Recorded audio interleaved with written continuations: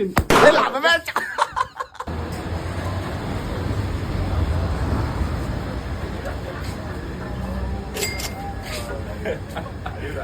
والله انا ممكن اجي لك كل يوم يا عم. تعالى كل يوم يا باشا. ده انت عايز مشكله ولا بتضحك ليه ده؟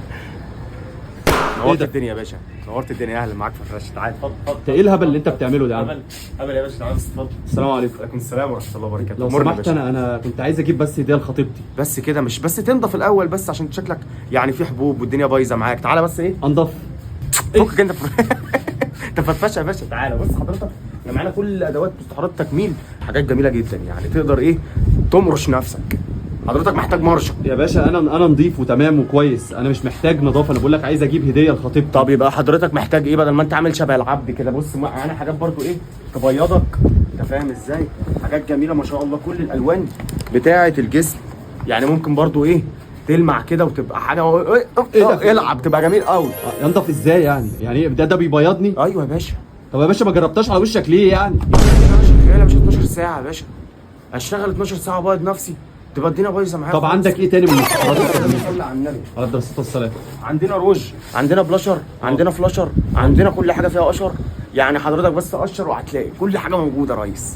البتاعه دي انا عارفها، انا جبتها ب 40 جنيه قبل كده. لا يا باشا عند فرفشه ب 35، يعني هتفرفش وهتضحك وهتنبسط. ابسط يا باشا.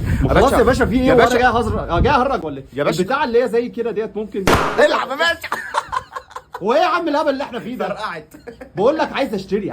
فكك انت انت فرفشه يا باشا. انا عايز هديه حلوه. طب صلي على النبي. على الصلاه والسلام. عندنا توج، تمام. التوج دي حرفيا ارخص انواع التوج هتلاقيها عندنا، وحاجات جميله جدا وخامات حلوه قوي. عندنا دهب صيني. بص هو المشكله ان هي بس هي كارته شويه. كارته؟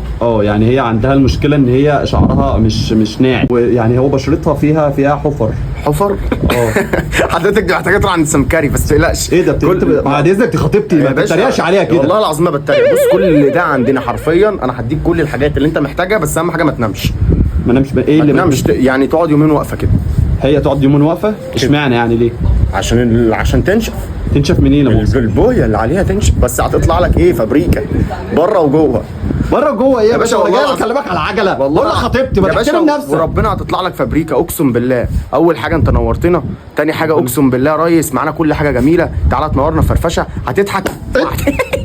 والله دمي خفيف.